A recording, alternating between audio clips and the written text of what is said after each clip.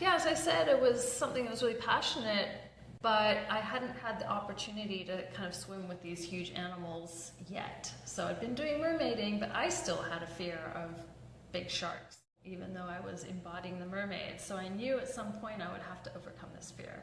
And the first wild thing that happened was I was invited to go to Guadalupe Island in Mexico to swim with great white sharks in a mermaid tail.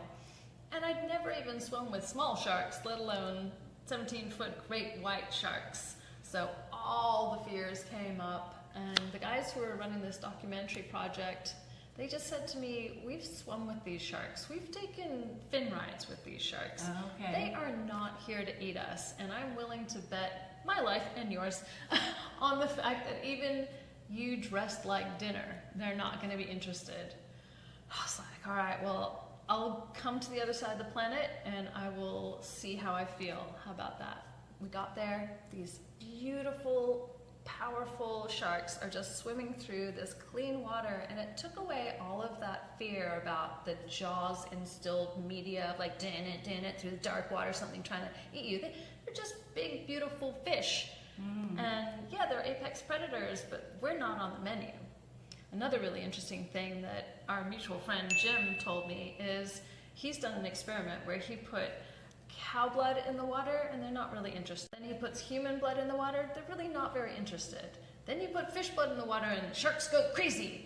And the reason for that is because the oil content in fish is so much higher than us land animals, and we don't taste very good. That's why when there is a shark bite, it's usually just a bite, right, and not a full eating of humans. So, you know, the main problem is that we are eating all of the fish. Like 90% of the large fish in the ocean have been decimated in the last 50 years. Sharks are hungry, so they might accidentally take a bite, but sharks only kill under 10 people per year, and humans kill over 100 million sharks every year. That's 12,000 every hour. So we are the predators. So I wanted to make peace with the sharks, and I wanted to highlight how endangered they are from us as opposed to the other way around.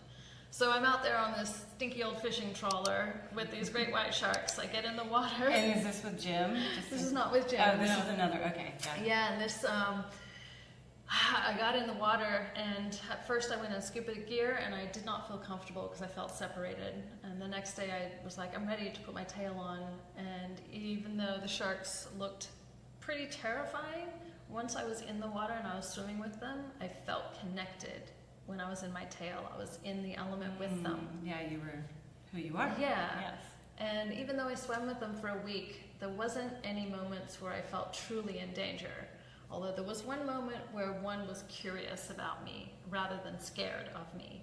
And it started coming towards me, and I remembered what the boys on the boat had said, show it who's boss, be the alpha. Right. And I put my hands out like this and screamed underwater, and it just turned around and went away. So it's a combination of knowing that they're not there trying to kill you, and number two, if they're curious, how do you interact with behavior of animals and knowing what that behavior is and how to manage it. So right. Show that you're the dominant one. Show that you're the dominant one, and even if a shark comes up to you, you can actually direct it with your hand out of the way on its nose.